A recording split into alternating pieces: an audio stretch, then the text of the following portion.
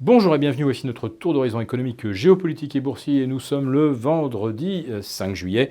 Pour comprendre comment tourne la planète finance, c'est sur la bourse au quotidien, nulle part ailleurs. Et l'épisode du jour s'intitulera Le prochain séisme sera probablement boursier. Pour l'instant, les Californiens se sont fait un petit peu peur, puisque la Terre a tremblé hier soir vers 18h33 heure française. Une secousse de 6,4, alors ça fait tomber la vaisselle et les bouquins des bibliothèques. Mais la secousse, elle a eu lieu en fait en plein désert Mojave, pas loin de la vallée de la mort. Ça peut être secoué quelques tas de sable. Mais il n'y a pas eu de dégâts, c'est une zone quasiment inhabitée. On tremble quand même rétrospectivement, parce que si la même secousse avait eu lieu sur la faille de San Andreas, celle qui court depuis Los Angeles, en passant par la Silicon Valley, San Francisco, puis qui ensuite remonte le long des côtes de l'Oregon et jusqu'au large du Canada, là, ça aurait pu être effectivement quelque chose de nature à remettre en cause la sérénité des marchés. Mais non, finalement, le rallye haussier va se poursuivre. Les marchés, littéralement mis en lévitation depuis fin mai par le ton ultra accommodant des banques centrales. Et puis depuis qu'on a appris que Christine Lagarde prenait la succession de Mario Draghi, on se dit que ça va être de la continuité sans changement. Parce que Christine Lagarde, ce n'est pas elle qui va imaginer la prochaine stratégie de la BCE. Par contre, je vais peut-être faire un petit clin d'œil à Christine. Je lui souhaite d'avoir de la chance, puisque lorsqu'elle est recrutée comme ministre des Finances par Sarkozy pour son carnet d'adresses d'avocate internationale, boum, il lui tombe dessus la crise des subprimes. 2012, elle intègre le FMI, boum, c'est la crise grecque. Alors maintenant qu'elle va intégrer la BCE, quelle va être la prochaine crise? Elle est toujours là au bon moment. J'espère qu'on ne va pas apprendre demain qu'elle était effectivement en train de faire un trek dans le désert Mojave en Californie. Je referme cette parenthèse et revenons au marché. Donc des marchés qui vont terminer la semaine pratiquement au plus haut. Le CAC 40 a battu un nouveau record annuel hier, le fameux PX1, au-delà des 5620, en fait 5630. Mais c'est surtout le CAC 40 Global Return, le jumeau du DAX, qui a battu lui un nouveau record historique absolu à 15 000, pratiquement 15 550 points.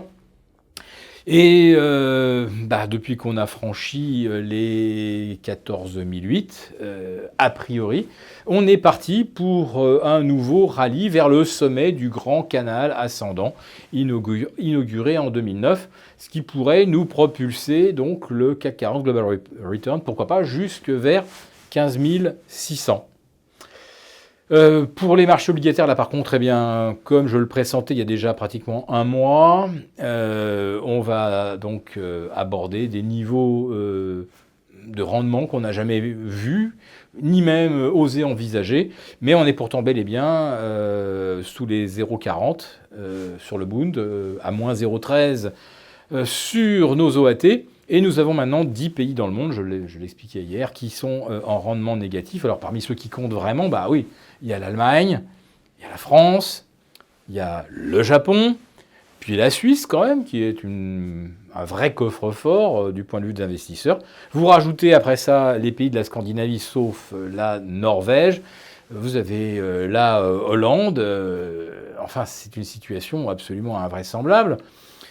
Et pour l'instant, le marché, enfin les actions ne veulent pas croire au scénario de récession que semblent anticiper les marchés obligataires. Alors, si on veut être très pragmatique, tout en voulant, essayer d'objectiver cette hausse, qui à mon avis n'est reliée à rien sur les actions, si on veut l'objectiver, on peut se dire, oui, les taux sont très bas parce que ce sont les banques centrales qui l'ont mise là. Ce n'est pas réellement l'anticipation du marché par rapport à la conjoncture. Alors ça, je veux bien l'entendre, sauf que la conjoncture, quand on voit les indices américains, les créations d'emplois qui chutent depuis 3-4 mois, les indices de confiance Vous avez après ça eu les ventes de détail très inférieures aux attentes.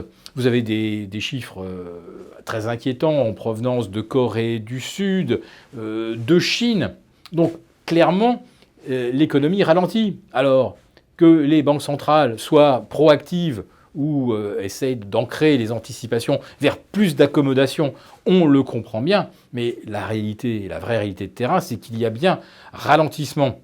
Donc le marché devrait au moins faire preuve de prudence ou admettre qu'il y a bien deux explications au taux ultra bas, mais pour l'instant on ne veut en retenir qu'une seule, c'est les banques centrales qui gèrent tout, ce sont elles qui administrent le prix des actifs, elles les veulent toujours plus haut. Donald Trump veut des indices boursiers toujours plus hauts. D'ailleurs, il n'a pas manqué de se vanter dès mercredi soir d'être finalement l'architecte des 104 records battus depuis son élection par le S&P 500. Voilà, donc le séisme californien, avertissement sans frais, des marchés complètement dans la 4e ou la 5e dimension,